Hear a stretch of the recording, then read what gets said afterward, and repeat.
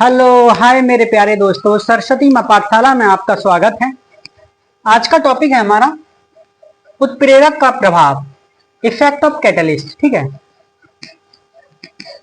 किसी अभिक्रिया पर कैटलिस्ट का क्या प्रभाव पड़ता है, किस तरीके से वो काम करता है और किस तरीके से एक हम देसी एग्जाम्पल के जरिए समझने की कोशिश करते हैं। देखिए, मान लीजिए ये आपका घर है, ये घर है, ठीक है, और ये आपका स्कूल है, ये होम है, घर, ये स्कूल है, ठीक है।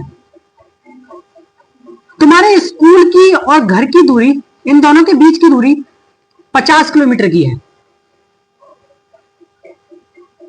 ठीक है, इन दोनों के बीच की दूरी 50 किलोमीटर की है, ठीक है।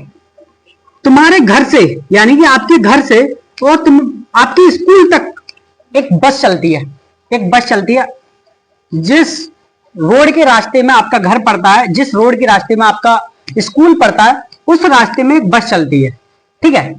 उस बस से आप जाते हैं। बस को यह मतलब नहीं है कि आप कहां जा रहे हैं, बस तो अपनी मंजिल तय करती है, यहां तक वो जा रही है, ठीक है। 50 किलोमीटर को बस सिर्फ 45 मिनट में तय करती है, ठीक है। बस को आपसे मतलब नहीं है, आप जाएं या ना जाएं, आप जा रहे हैं तो अच्छा, ना जा रहे हैं तो अच्छा, बस को रोजाना यहां से जाना है। जिस दिन आपकी स्कूल की छुट्टी होगी उस दिन भी उसे जाना है, ठीक है। ऐसा ही एक एग्जांपल है कि जाना रोज है, ऐसे ही एक कैटलिस्ट होता है। कैटलिस्ट कौन कौन से होते हैं? निकिल,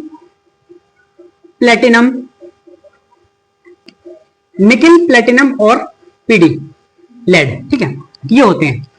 ये क्या करते हैं, एक रिएक्शन होती है, reaction H2 double bond H2 double bond, ठीक है।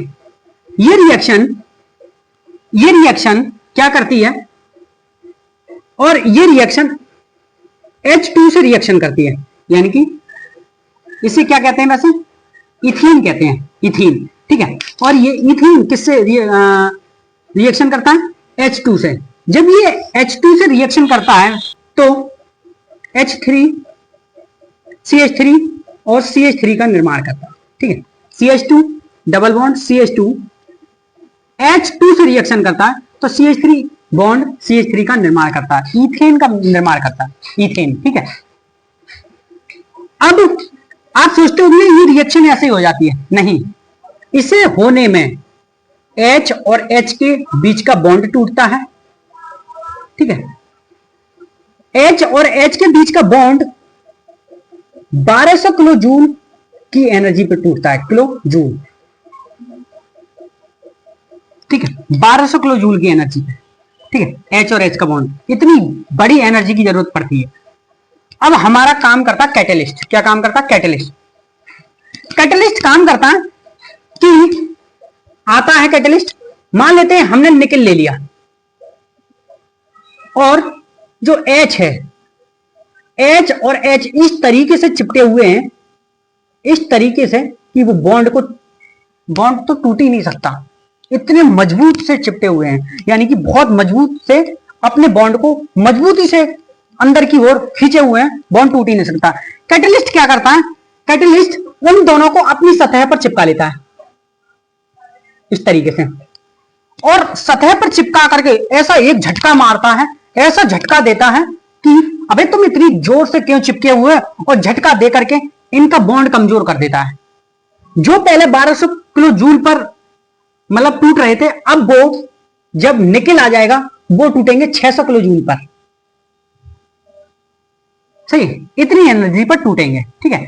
तो निकल का काम ये होता है कि एनर्जी को जो ज्यादा में हो रही है, ज्यादा एनर्जी में हो रही है, उसे कम कर देना, ठीक है। यानी कि कैटलिस्ट का काम यही है हमारा, अच्छे से समझना। तो यहां हमारा निकल काम करता है, सही, निकल इन बॉन्डों को तोड़ा और ये हमारी रिएक्शन हो गई। अच्छे से आपको समझ में आ गया होगा कि उससे ये नहीं मतलब है कि हमारा अभिकारक क्या है, उत्पाद क्या है, उससे कोई मतलब नहीं। ऐसे हमारे घर से, हमारी बस से, हमारे स्कूल से उसको कोई मतलब नहीं था। इसी तरीके से हमारे निकल को हमारी बस को कोई मतलब नहीं था। इसी तरीके से हमारे अभिकारक से और हमारे उत्पाद से निकल को कोई मतलब नहीं है। निकल तो सिर्फ देख रहा है और बीच में आता है। इनको ऐसे झगड़ा करते हुए देखेगा तो झंझोड़ देगा और इनके बीच का बॉन्ड थोड़ा सा कमजोर हो जाता है। पहले 1200 किलो जूल पर टूट रहा था, अब वो 600 किलो जूल पर टूटेगा। आपको अच्छे से समझ में आ चुका होगा। ठीक है, देखिए अब एक ग्राफ लेते हैं। यहां हमने रखी ऊर्जा, यहां रखी अभिकारक निर्देशांक, अभिकारक निर्देशांक।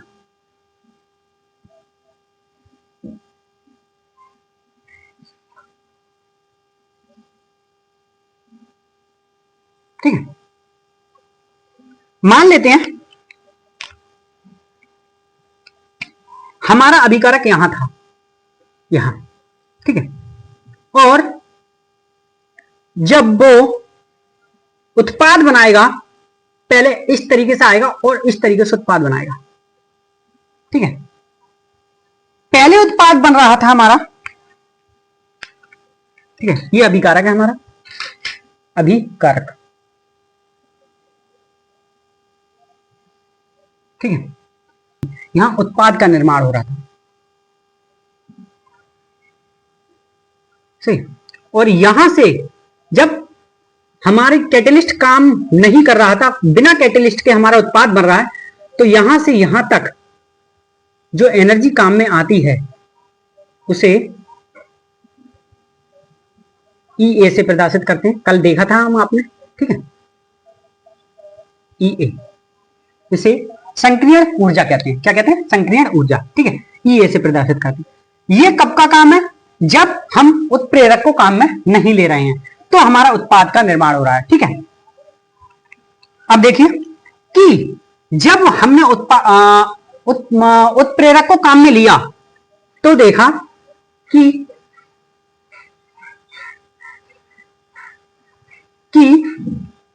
हमारी एनर्जी पहले से कम यूज हुई, पहले से कम। ठीक है, अब ये हमारा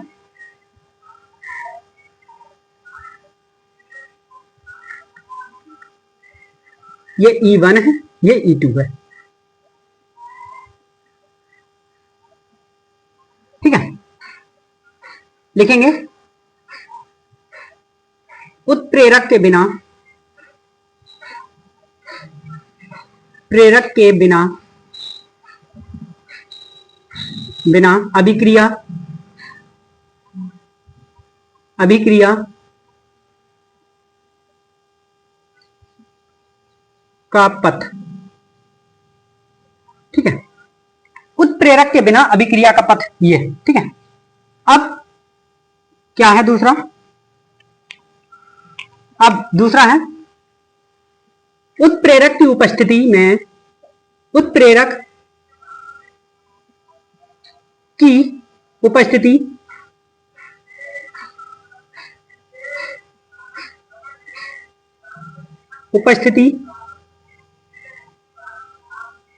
उत्प्रेरक की उपस्थिति में अभिक्रिया, अभिक्रिया, अभिक्रिया का पथ। ठीक है, उत्प्रेरक की उपस्थिति में अभिक्रिया का पथ। ठीक है, ठीक है, अभी देखा, फिर देखिए E1 लिखेंगे उत्प्रेरक, उत्प्रेरक के बिना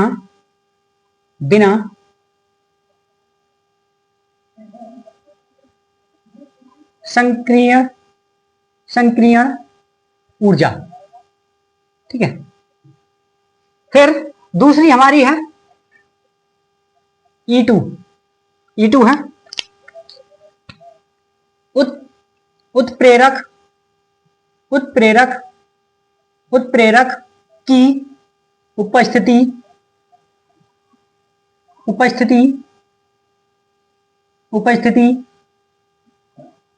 में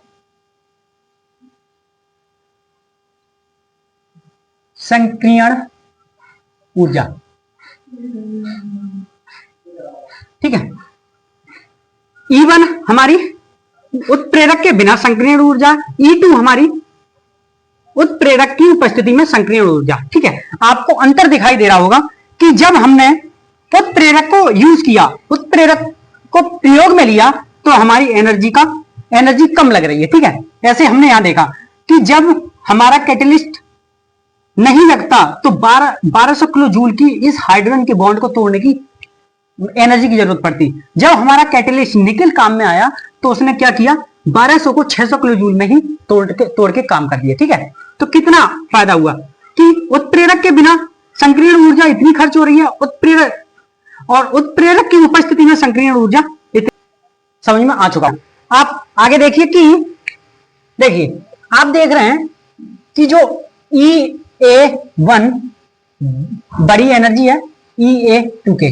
ठीक है, क्योंकि EA1 यानी कि संक्रियण ऊर्जा EA1 ज्यादा है संक्रियण ऊर्जा EA2 से। ठीक है, ज्यादा होगी, ये ऊर्जा इससे ज्यादा होगी। ठीक है, हमने उत्प्रेरक की कुछ परिभाषा लिखी है, देख लीजिए। ठीक है, कि वह पदार्थ जो अभिक्रिया के वेग को परिवर्तित कर देता है।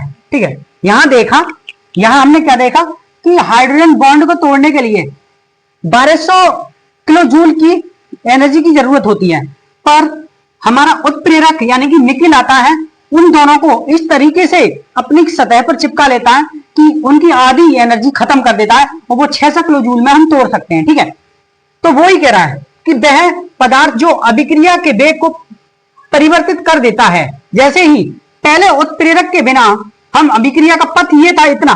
ठीक है, इतनी एनर्जी खत्म हो रही है, संक्रियण ऊर्जा इतनी खत्म हो रही थी, हमारा उत्प्रेरक इसमें उपस्थित हुआ, इस पथ में उपस्थित हुआ, तो एनर्जी का इतना बचत हो गया, यानी कि इतनी कम हो गई। ठीक है, तो परिवर्तित उसका पथ परिवर्तित कर दिया, उसने क्या कर दिया, उसका पथ परिवर्तित कर दिया, पथ परिवर्तित कर देता है। ठीक है, परंतु खुद कभी अभिक्रिया में भाग नहीं लेता।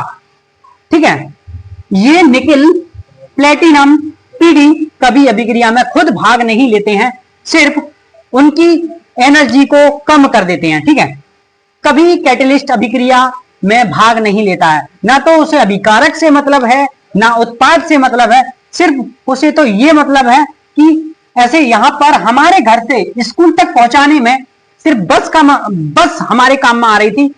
बस को ये मतलब नहीं था कि उसमें हम बैठे जाएं या ना जाएं, वो बस तो है, चल रही है, तुम नहीं आओगे तो भी जाएगी और आ रहे हो तो भी जाएगी। ठीक है, ये काम था। ठीक है, इसी तरीके से हमारा कैटेलिस्ट यानी कि उत्प्रेरक काम करता है। ठीक है, आपको अच्छे से ये समझ में आ चुका होगा। वह पदार्थ जो अभिक्रिया के वेग को परिवर्तित कर देता है, अभिक्रिया के वेग को परिवर्तित कर देता है, परंतु खुद कभी अभिक्रिया में भाग नहीं लेता, उत्प्रेरक कहलाता है। ठीक है, ठीक है, इसके लिए देखिए उत्प्रेरक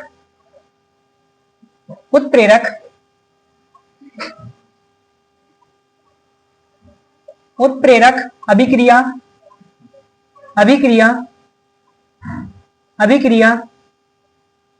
के लिए एक वैकल्पिक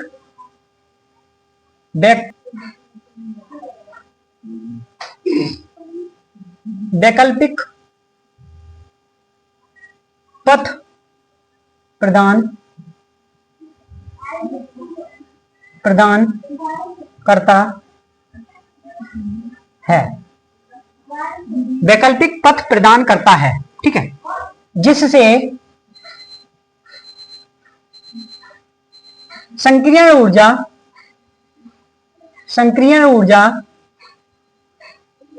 कम हो जाती है।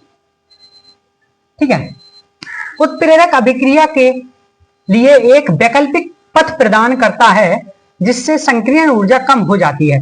आपने यहां देखा था। ठीक है, पहले ये पथ था, उसके बाद ये प्रदान कर दिया उत्प्रेरक ने और संक्रियण ऊर्जा हमारी कम हो गई। ठीक है, जो EA1 ज्यादा है EA2 से। मेरे दोस्तों, आपको ये लेक्चर बहुत ही अच्छा लगा होगा और ये सब कुछ समझ में आ चुका होगा। ठीक है, और नहीं आया हो कीजिए और दोबारा वीडियो रिपीट करके देखिए। ठीक है, ऐसे ही मेरे चैनल पे बने रहिए। चैनल को सब्सक्राइब कीजिए, अपने दोस्तों में शेयर कीजिए। देखिए कि नॉलेज को बांटने से ही नॉलेज की ज्यादा प्राप्ति होती है। आप ये सोचोगे कि मुझे आ जाए, मेरे दोस्तों को नहीं आए, तो आपके लिए ये गलत होगा, भगवान को भी ये अच्छा नहीं लगेगा। ठीक है, तो हमें नॉलेज को बांटना चाहिए, हमें अपने ज्ञान को बांटना चाहिए कि दूसरों का भी भला हो। ठीक है, इससे आपका कुछ नहीं जाएगा, पर आपके पास और भी नॉलेज प्राप्त होगी। ठीक है, धन्यवाद, मेरे चैनल पे बने रहिए। धन्यवाद।